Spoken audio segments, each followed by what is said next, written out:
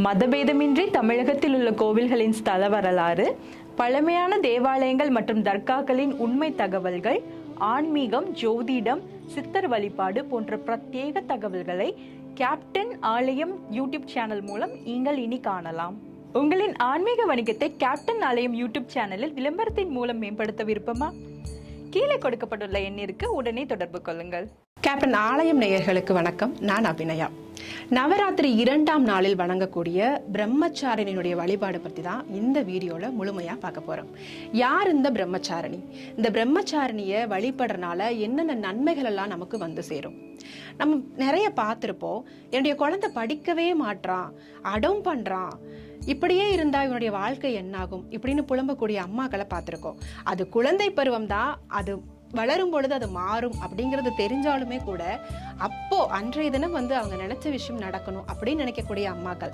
அது மட்டும் இல்ல, நம்ம வாழ்க்கையில நினைக்கக்கூடிய விஷயங்கள் நடக்கணும் அப்படின்னு நினைக்கிறவங்களும் இந்த நவராத்திரி 2ஆம் நாள்ல பிரம்மச்சாரணிய வழிபடுங்க.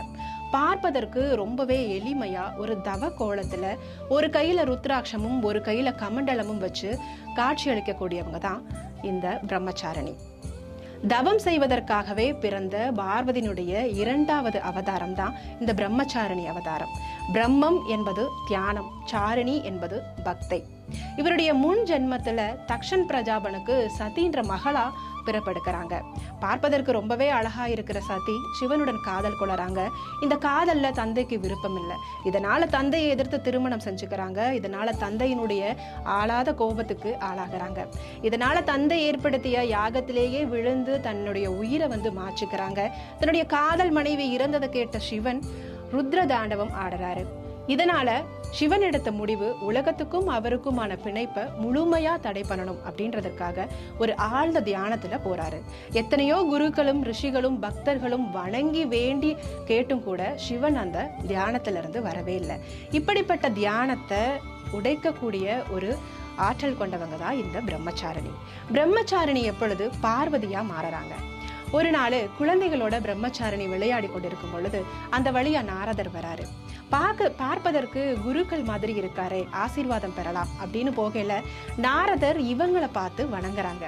எதுக்காக என்ன பார்த்து வணங்குறீங்க அப்படின்னு பிரம்மச்சாரிணி கேட்கும் பொழுது, அம்பாள் ஆதிபராசக்தியினுடைய வடிவம் நீங்கள், சிவனுடைய தியானத்தை முற்றிலுமா முறிக்கக்கூடியவங்களும் நீங்க தான். அது மட்டும் கிடையாது, சிவனை திருமணம் செஞ்சுக்க போறீங்க அப்படிங்கிற விஷயத்தையும் சொல்லறாரு. ஆனா அதுக்காக நீங்க நிறைய தியாகம் பண்ண வேண்டியிருக்கும், நிறைய தியானம் செய்ய வேண்டியிருக்கும் அப்படின்னு சொல்றாங்க. நாரதனுடைய வழிகாட்டுதலின்படி முதல் 1000 ஆண்டுகள் வெறும் பூக்களையும் பழங்களையும் மட்டுமே சாப்பிட்டு தன்னுடைய தியானத்தை மேற்கொள்ளறாங்க பிரம்மச்சாரிணி. ஆனா இதையெல்லாம் பார்த்து மனம் இறங்கி வராத சிவன் அடுத்ததாக 300 ஆண்டுகள் தவத்தை மேற்கொள்ளறாங்க. அதுல வெறும் காய்கறிகளை மட்டுமே சாப்பிட்டு தன்னுடைய தவத்தை மேற்கொண்டிருக்காங்க. அப்பவும் கண் திறக்கவில்லை சிவன். அடுத்ததாக 1000 ஆண்டுகள் வெறும் காய்ந்த இலைகளை மட்டுமே சாப்பிட்டு தன்னுடைய தியானத்தை மேற்கொள்ளறாங்க. அப்பொழுதும் மனமிறங்கி வரவில்லை சிவன். இதனால அடுத்த ஒரு முடிவெடுக்கிறாங்க. இனிமே நான் எதுவுமே சாப்பிட போறதில்ல, வாழ்ந்தால் சிவனோட அல்லையில் மரணம் அப்படிங்கிற முடிவெடுக்கிறாங்க. இப்படி இருக்கும் பொழுது ஒரு நாள் தவத்தினுடைய இறுதியா பிரம்மன் அவங்களுடைய முன்னாடி காட்சி அளிக்கிறாரு. இத்தனை நாள் செய்த தவத்திற்கு பலனா சிவன் உங்க முன்னாடி வரப்போறாங்க, உங்களுடைய திருமண வாழ்க்கையில நீங்க இணைய போறீங்கன்ற சந்தோஷமான விஷயத்த சொல்லிட்டு போறாங்க. அடுத்த சில நாட்கள்ல சிவனும் வராரு.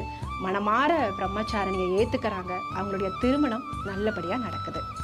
இப்படி தன்னுடைய நினைத்த காரியத்துல உறுதியா இருந்து செய்து முடித்த பிரம்மச்சாரிணியை நவராத்திரியினுடைய 2ஆம் நாள்ல நீங்க வழிபடுறதுனால உங்களுக்கு அந்த நினைத்த காரியத்தை நடத்தி முடிக்கின்ற ஞானமும் தெளிவான ஆற்றலும் கிடைக்கும் அப்படிங்கிறதுல எந்த சந்தேகமும் கிடையாது. இவங்களுக்கு பிடித்த உணவு இனிப்பு, பிடித்த நிறம் ஆரஞ்சு சிவப்பு. அன்றைய தினத்துல இனிப்ப தியானமா கொடுங்க. சர்க்கரை பொங்கல் செய்து பிள்ளைகளுக்கு கொடுங்க. உங்களுடைய பிள்ளைகள் ஆரோக்கியமாகவும் ஞானம் பெற்றும் இருப்பார்கள். நம்பிக்கையோடு செய்து நல்ல வளங்களை பெற கேப்டன் ஆலயம் சார்பாகவும் வாழ்த்துகிறோம்.